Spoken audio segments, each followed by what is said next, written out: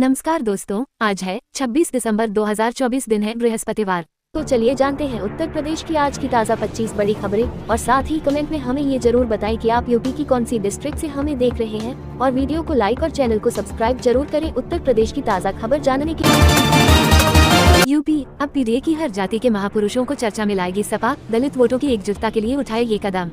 सपा आने वाले समय में अपना राजनीतिक स्टाइल बदलती हुई दिखेगी। पीडीए में शामिल जातियों के महापुरुषों पर फोकस करने के साथ वह अम्बेडकर और संविधान के मुद्दे को बनाए रखना चाहेगी। पार्टी इस रणनीति पर जल्द ही अमली जामा पहनाएगी।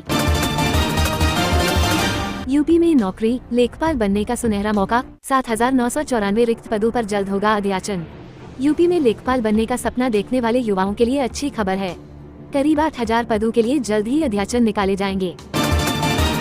कुड़ियाघाट पर पूर्व पीएम अटल जी की प्रतिमा का हुआ अनावरण, मौजूद रहे रक्षा मंत्री व मुख्यमंत्री। राजधानी लखनऊ के कुड़ियाघाट पर बुधवार को पूर्व प्रधानमंत्री अटल बिहारी वाजपेयी की प्रतिमा का अनावरण किया गया। इस मौके पर रक्षा मंत्री राजनाथ सिंह व मुख्यमंत्री योगी आदित्यनाथ मौजूद रहे। लखनऊ में बैंक लूट का एक और आरोपी गाजीपुर से गिरफ्तार, पुलिस की 6 टीमें कर रही थी तलाश। लखनऊ बैंक लूट मामले में फरार चल रहे एक और आरोपी को गाजीपुर में गिरफ्तार किया गया है। मामले में अब सिर्फ एक आरोपी ही फरार है। पुलिस टीम उसे जल्द अदालत में पेश करेगी। संभल की बावड़ी में मिला लाल पत्थर का फर्श, निकासी बने 6 गेट, पीछे कमरे नुमा गलियारा, साफ दिखी ऊपरी मंजिल। संभल में बावड़ी का रहस्य खुलता जा रहा है। मोहल्ला लक्ष्मणगंज में 5वें दिन बावड़ी की एक मंजिल तक लगभग पूरी खुदाई हो गई है। बुधवार को एएसआई की टीम ने भी बावड़ी का सर्वे किया। मऊ फर्जी पासपोर्ट बनाने के वाले गिरोह का भंडाफोड़, 3 गिरफ्तार, उम्र के फेर में फंसे जालसाज। दोहरीघाट पुलिस को बड़ी सफलता मिली है। फर्जी पासपोर्ट बनाने के गिरोह के 3 सदस्य पुलिस के हत्थे चढ़े हैं। खुलासा करते हुए पुलिस ने बताया कि इस गैंग के सदस्यों ने जिले के 7 लोगों को फर्जी पासपोर्ट बनाया है और 2 अन्य लोगों का बनाने की योजना थी। ग्राम प्रधान के प्रत्याशी की शव पर अवैध काम कर रहे थे। हाईकोर्ट, पीएम व मंत्रियों का करीबी बता ठगने वाले को नहीं मिली जमानत, हाईकोर्ट ने खारिज कर दी अर्जी। गौतम बुद्ध नगर के सूरजपुर थाने में आवेदक पर धोखाधड़ी सहित कई धाराओं में मुकदमा दर्ज किया गया है। प्रवर्तन निदेशालय ईडी ने भी 19 अप्रैल 2023 को एक enforcement case information report ECIR दर्ज की थी। आवेदक पर आरोप है कि उसने स्वयं को पीएम व मंत्रियों का करीबी बताकर सरकारी विभाग से काम कराने को लोगों से धन की उगाही करता है। LT ग्रेड व प्रवक्ता के चयनित अभ्यर्थियों की नियुक्ति प्रक्रिया शुरू, 27 दिसंबर है अंतिम तिथि। उत्तर प्रदेश लोक सेवा आयोग UPPSC ने LT ग्रेड शिक्षक भर्ती का विज्ञापन वर्ष 2018 व प्रवक्ता भर्ती का 2020 में जारी किया था। दोनों ही भर्ती परीक्षाओं की पहली मेरिट में चयनित अभ्यर्थियों को नियुक्ति मिलने के बाद रिक्त रह गई सीटों को भरने के लिए आयोग ने द्वितीय अवशेष श्रेष्ठता सूची जारी की थी। इटावा मुठभेड़ में दरोगा के हाथ व हिस्ट्री शीटर के पैर में लगी गोली, घेराबंदी कर पुलिस ने पकड़ा इनामी बदमाश। रेलवे ओवरब्रिज के पास घेराबंदी कर पुलिस ने 10,000 का इनामी पकड़ा है। मुठभेड़ में दरोगा के हाथ और हिस्ट्री शीटर के पैर में गोली लगी है। किसान को नहीं लगी भनक, धोखेबाज ने दत्तक पुत्र बनकर दिया जमीन का सौदा, मुकदमा हुआ दर्ज। आगरा में एक किसान के होश उस समय उड़ गए जब उसकी जमीन का सौदा कर दिया गया। जानकारी करने पर पता चला कि उसका दत्तक पुत्र बन ये कारनामा किया गया। किसान की शिकायत के बाद 5 लोगों के खिलाफ मुकदमा दर्ज किया गया है। यूपी बोर्ड परीक्षकों का परिचय पत्र होगा QR कोड वाला, ड्यूटी लगाने की तैयारी तेज। यूपी बोर्ड परीक्षा की तैयारियां जोरों पर हैं। यूपी बोर्ड ने परीक्षकों के परिचय पत्र को लेकर यह निर्णय लिया है कि परीक्षक कक्ष निरीक्षक के परिचय पत्र QR कोड वाले होंगे। महाकुंभ से पहले डरेंगे तो मरेंगे के होर्डिंग्स, जगतगुरु रामानंदाचार्य नरेंद्राचार्य ने लगवाए पोस्टर, लिखा सभी हिंदुओं में एकता हो।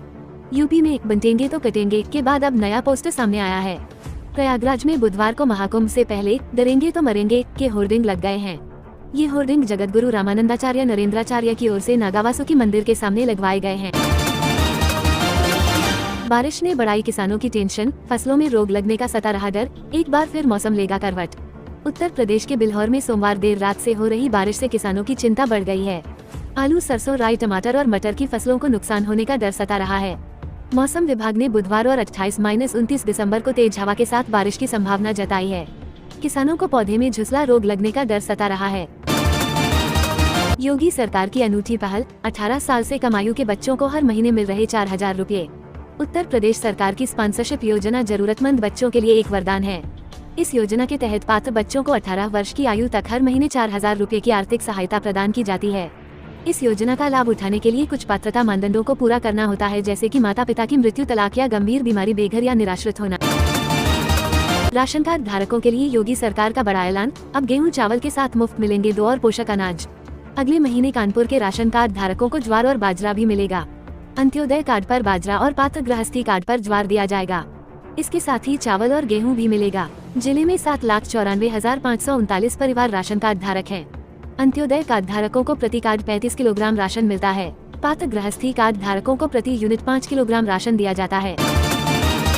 गोरखपुर में 1 जनवरी से लागू होगी ई ऑफिस प्रणाली, मुख्यमंत्री योगी आदित्यनाथ ने दिए निर्देश। मुख्यमंत्री योगी आदित्यनाथ के निर्देश पर गोरखपुर में 1 जनवरी से विकास खंड, तहसील कार्यालय, कलेक्टरेट, कमिश्नरी और प्राधिकरण कार्यालयों में ई ऑफिस प्रणाली लागू होगी। इस व्यवस्था के लागू होने से सरकारी कामकाज में तेजी आएगी और पारदर्शिता बढ़ेगी। वहीं गोरखपुर विकास प्राधिकरण GDA ने भी अब पेपरलेस वर्किंग की तैयारी तेज कर दी है। सारे काम ऑनलाइन होंगे। गोरखपुर से मुंडेरवा तक 26 दिसंबर से एक के पीछे एक चलेंगी ट्रेनें, ट्रैक क्षमता के साथ बढ़ेगी ट्रेनों की गति। उत्तर पूर्व रेलवे के गोरखपुर से मुंडेरवा तक 26 दिसंबर से एक के पीछे एक ट्रेनें चलने लगेंगी। लखनऊ मंडल में गोरखपुर से मुंडेरवा तक करीब 45 kilometre automatic block signal system लग गया है। इस नए सिस्टम से ट्रेनों की गति बढ़ेगी और ट्रैक क्षमता में भी इजाफा होगा। ट्रेनों की निगरानी के लिए गोरखपुर में central traffic control room CTC स्थापित किया जा रहा है। नेहरू नहीं चाहते थे कि अंबेडकर संविधान सभा का हिस्सा बने, बाबा साहेब को लेकर CM योगी का कांग्रेस पर जोरदार हमला। उत्तर प्रदेश के मुख्यमंत्री योगी आदित्यनाथ ने कांग्रेस पर दलितों और वंचितों के साथ भेदभाव करने का आरोप लगाया है। उन्होंने कहा कि कांग्रेस का इतिहास तुष्टीकरण के आधार पर दलितों और वंचितों को उनके अधिकारों से वंचित करने का रहा है। CM योगी ने जवाहरलाल नेहरू पर भी निशाना साधा और कहा कि वे नहीं चाहते थे कि बाबा साहेब भीमराव अंबेडकर संविधान सभा का हिस्सा बने। वाराणसी कलेक्टरेट को 92 करोड़ में मिलेगा नया लुक, 5 मंजिला होगा भवन, शासन को भेजा गया प्रस्ताव। वाराणसी कलेक्टरेट और जिलाधिकारी कार्यालयों का कायाकल्प होने जा रहा है।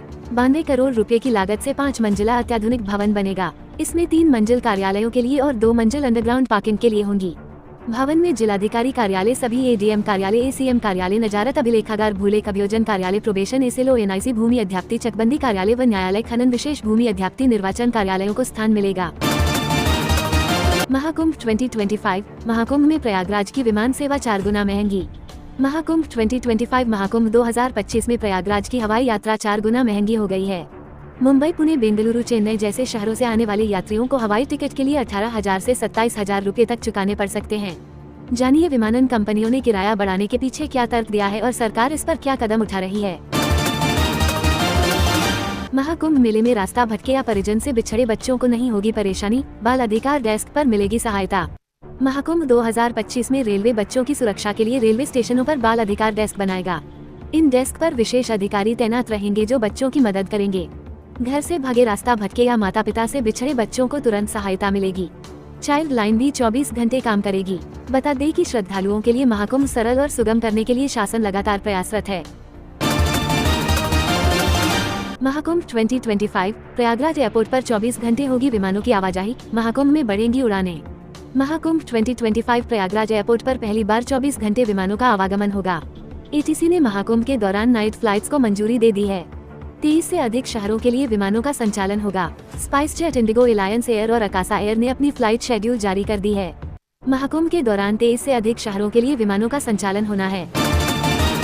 इतिहास में पहली बार UPPSC के अध्यक्ष को हटाने की मांग, छात्र क्यों बोले उनकी मौजूदगी से निष्पक्ष जांच संभव नहीं।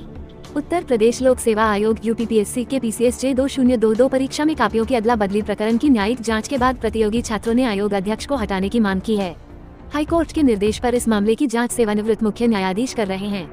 दूसरी ओर AMU ने स्नातक और परास्नातक पाठ्यक्रमों की अवधि को 4 साल कर दिया है। सिस्टम पर सवाल, हमसफर पर रेलवे का हैवी फॉग, अन्य ट्रेनों के लिए मौसम साफ। रेलवे ने कोहरे के कारण कई ट्रेनों को रद्द कर दिया है, जिससे यात्रियों को परेशानी हो रही है।